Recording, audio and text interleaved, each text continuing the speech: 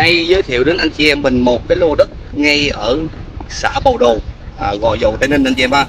Đất của mình là một cái lô đất là gần quốc lộ 22, cách khu công nghiệp Phước Đông, khu công nghiệp lớn nhất miền Nam, chỉ có tầm là 5 phút di chuyển, và cách ngã ba Bầu Đồ thì chỉ có tầm là 1,5 km thôi.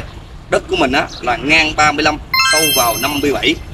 Đó, giá chỉ có vài chục triệu một mét thôi, làm vườn, làm cái gì cũng được, vô cùng hợp lý luôn. Anh chị em cùng theo dõi hết video nha.